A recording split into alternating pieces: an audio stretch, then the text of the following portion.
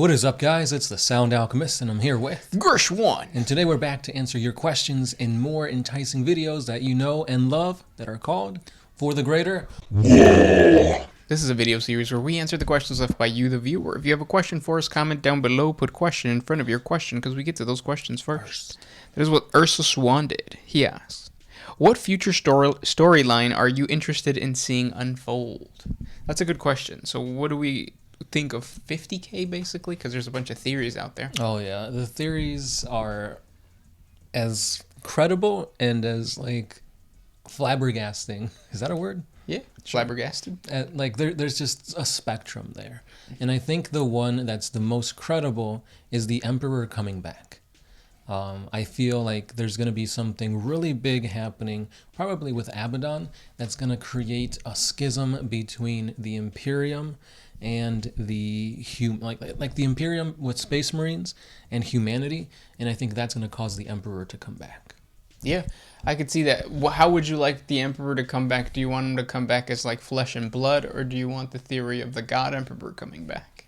See, I'm kind of torn. I kind of want both, but at the same time, I don't know if GW would go that route, because having essentially two Emperors, I don't know. I feel like that's maybe splitting too many avenues that they could explore. Yeah. Because I do want them to bring in the God Emperor, have that warp entity, warp God manifest, because then we could see stuff with angels or demons, whatever you want to call them, of the Emperor. You're going to have the Army of the Light.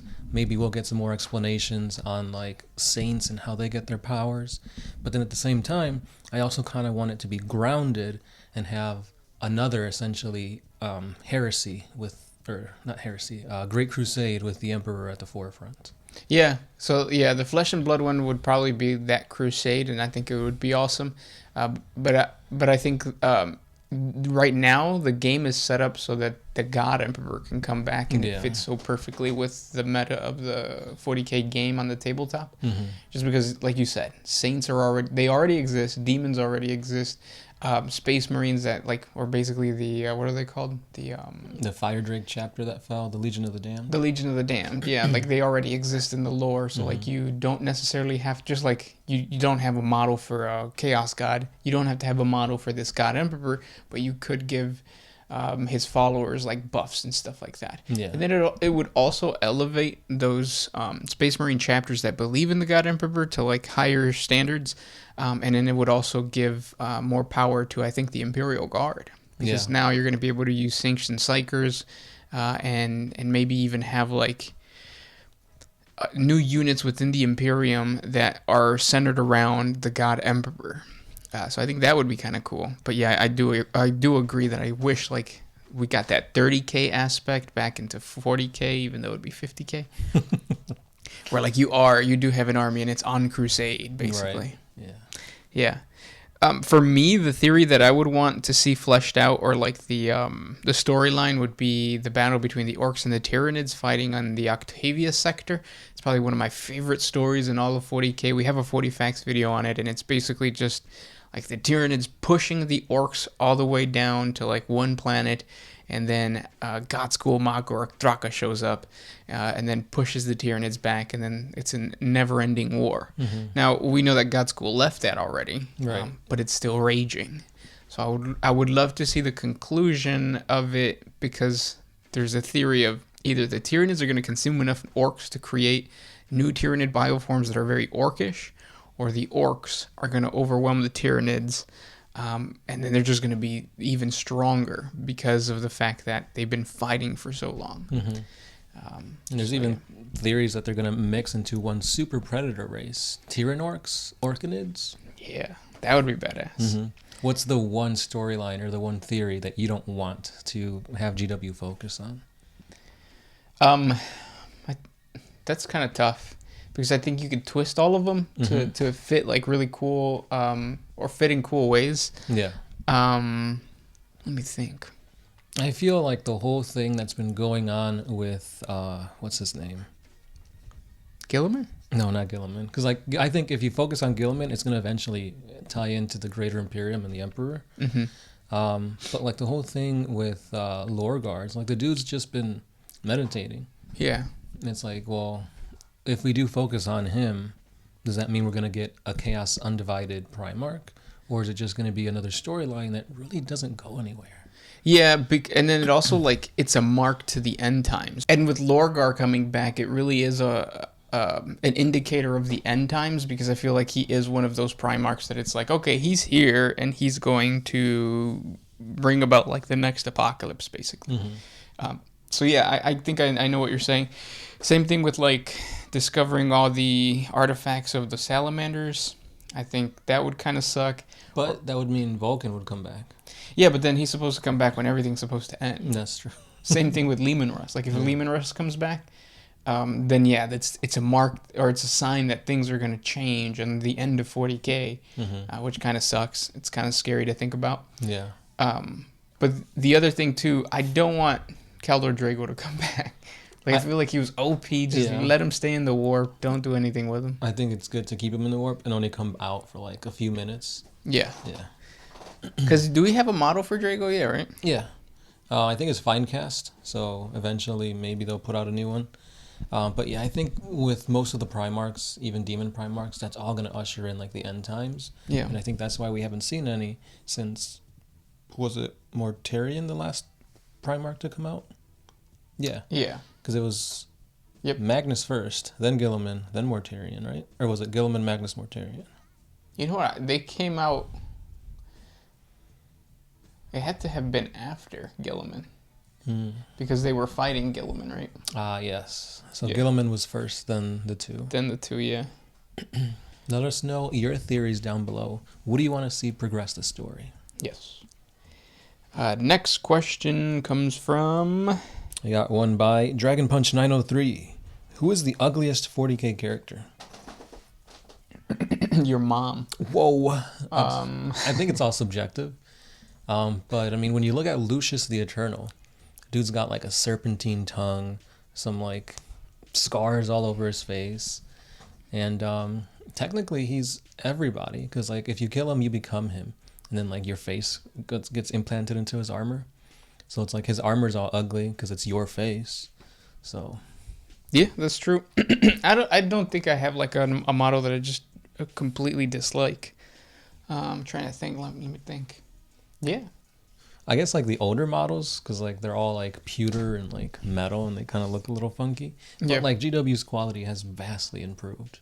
I think usually what happens is like if I see a model like my old Orc truck right next to the new truck, that kind of bugs me, because it's like this little thing with little Gretchen Orcs, and then you have this awesome like new sculpt. Yeah. So whenever, so I think I agree. Older models when they're right next to newer models. Because if we want to have like a retro game and like, you know, bring out the old Necrons, the old Orcs, I think that's kind of cool. Yeah. But yeah. This next question comes from Vienna99. Who do you think has more numbers, Loyalist Space Marines or Chaos Space Marines? Loyalist.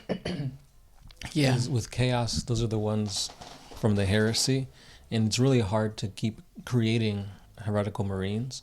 You either have to steal Gene Seed or turn the Loyalists into heretics. Yep. But with the Loyalists, they got a system in place. There's Gene Seeds, there's recruits, and it's just a system that's just going to keep churning Marines after Marine, even though I forget what the percentage is, but it's very low of an actual neophyte to become a Space Marine. Yeah. I understand why GW did the whole thing where like a Chaos Space Marine force is mostly Chaos Space Marines.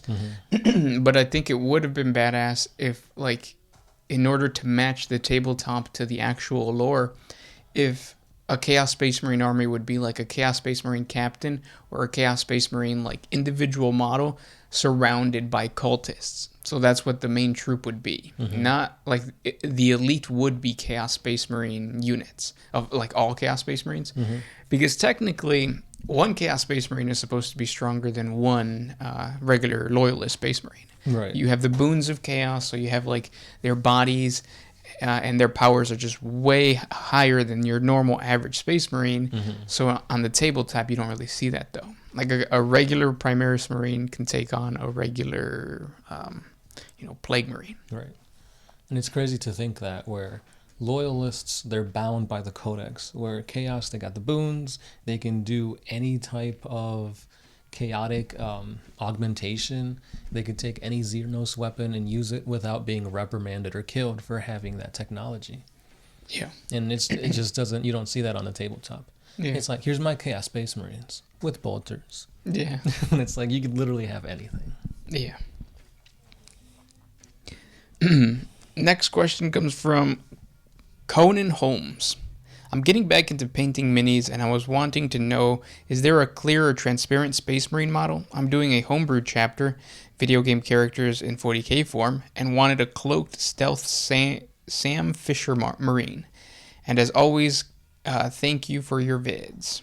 Yeah, no problem, man. There's no clear mini. No. But what you can do is you can create a recast. The mini's going to be a lot smaller than the regular, well, not really smaller, but like you are going to notice a slight difference. But I have seen this technique done with the stealth suits for the Tau. Yep. So they'll recast like certain bits. So like half of the model will be a recast in clear resin, and then the rest of it is like the miniature, so that you maintain some size. Mm-hmm. You can do that with Space Marines as well. Yeah, I was actually going to bring up the whole stealth thing. Yeah. It's possible. A little bit of work, but it's possible. Yeah, and it's like something that you're gonna have to learn, especially if you're trying to do like a one-piece mold as opposed to a two-piece mold, and then you have to find the right resin, and then like it's gonna be a lot of work, especially if you're trying to do an entire warband. The other thing that I've seen people do is put like terrain on the model itself, like have like a portion of a wall behind you, and maybe just have like the arm sticking out into that wall, so that you can color the brick, I guess, texture onto the arm of your stealth guy to show that he is camouflaged. Yeah, that would be kind of cool. It reminds me of the old Hero Clicks, like for Spider-Man, the Amazing Spider-Man box set. Those were cool. Yeah. Next question. This one's by Bunny Hop. Why is it that GW keeps raising the prices for their products? I feel like a paintbrush shouldn't cost $7. Well, you shouldn't buy paintbrushes at the Warhammer store. They'll tell you that the quality's better, the bristles last longer, but they're lying. It's not necessary. Like, I remember back in the day, we used to use toothpicks. Yep. And like cheap dollar store paintbrushes, and I mean, things come out okay. I still buy my paintbrushes at Walmart, which is like, $7 for like 15 brushes, and they work fine. Mm-hmm. I don't use them very long, but I mean, they're fine. What was the other thing too? Oh, as far as like miniatures go, I think they're raising the price because their miniature line is getting more detailed and more extravagant, I guess. Yeah.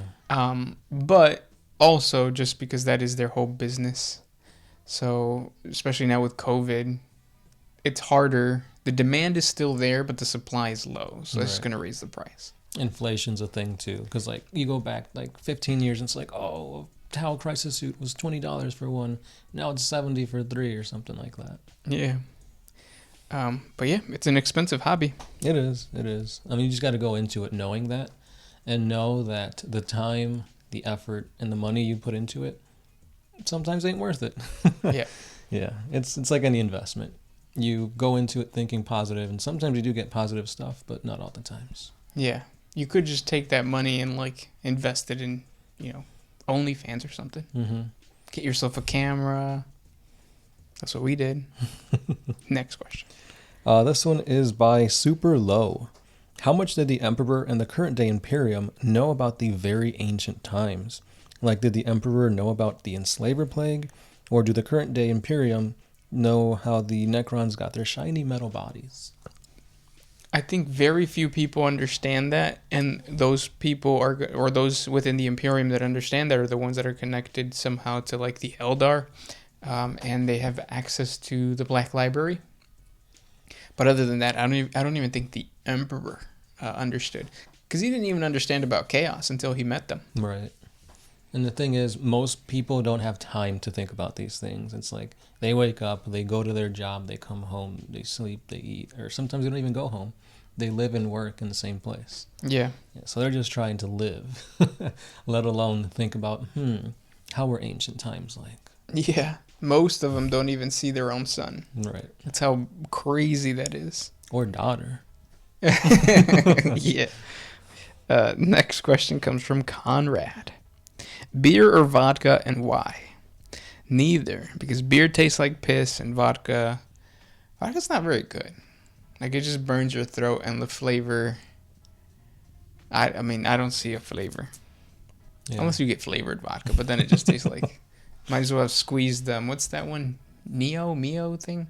Oh, The juice thing? Neo? Yeah.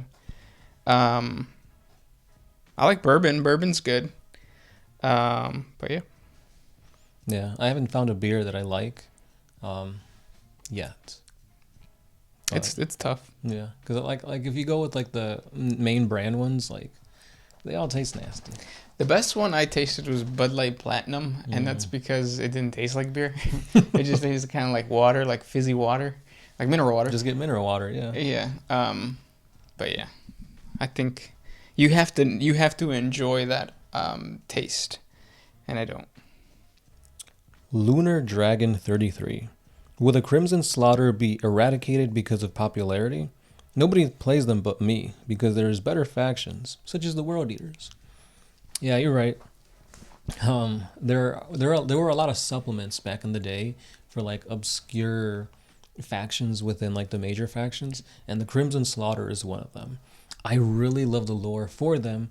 Basically, they're being possessed by ghosts who keep speaking into their head, and they're going crazy because of it.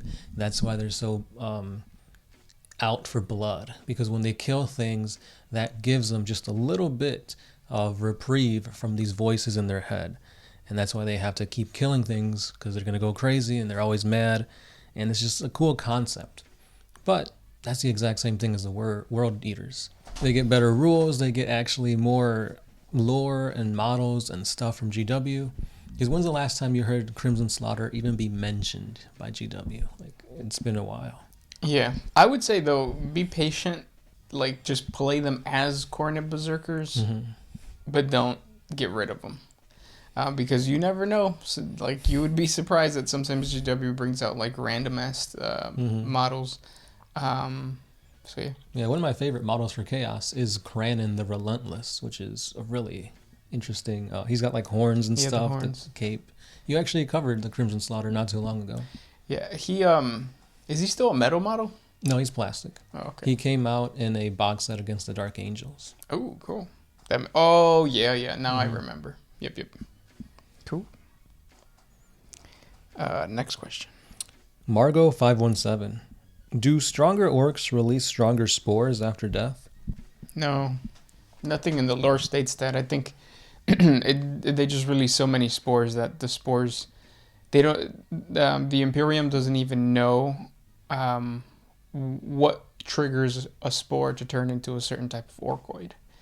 You know how we have genetics that basically tell us, like, don't turn into a pig, turn into a human. The orcs, who knows what tells them that. You're going to be a squig today. Yeah. A Gretchen for you. It's like bees. Like, they get told what to do as soon as they're born. You're going to be a worker. You're going to be taking care of the kids. Yeah. Next question comes from Sam Roberts.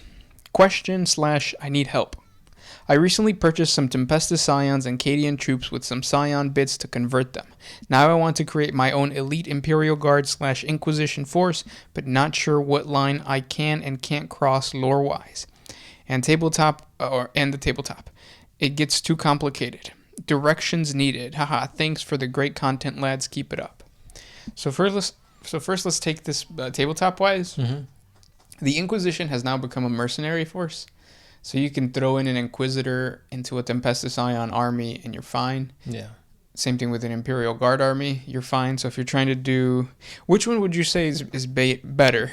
Imperial Guard or Astra Militarum right now, or the Tempestus Scions? I feel like the Guard is. Because the Scions have such a low model count that, if anything, you throw in Scions into an Imperial Guard to have those elite troops. Yeah. Because the Guard have vehicles, and vehicles are really good this edition. So then what I would say is I would just have the Inquisitor be in charge of this mini warband that you're creating. So he's going off on a crusade, lore-wise, and he is requesting aid from the... He's basically collecting tithes because he has the power to do that. He's an Inquisitor, and he has your specialist Imperial Guard regiment that has Tempestus Scions, and yeah, it fits perfectly with the lore because that's what you would see. Read the book Eisenhorn.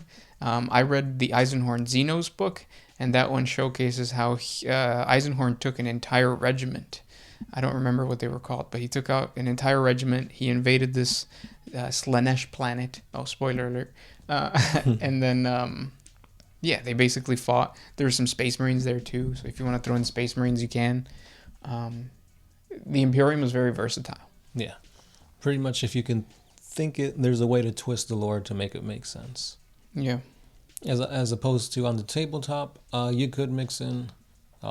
you could bring in Imperial agents for certain command points. So you could have an Inquisitor in there. I think it's like 1 command point per unit from the Inquisitors or the Assassins. But statistically speaking, the Assassins are probably better than Inquisitor.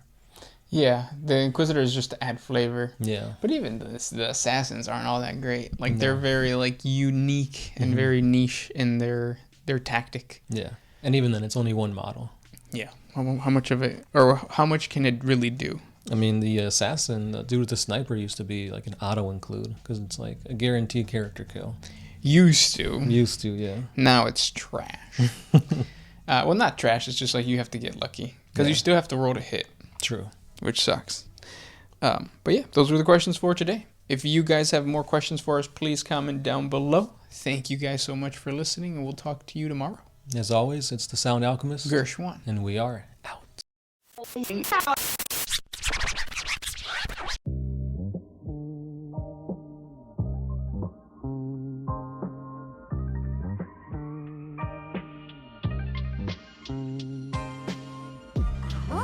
used to put my freedom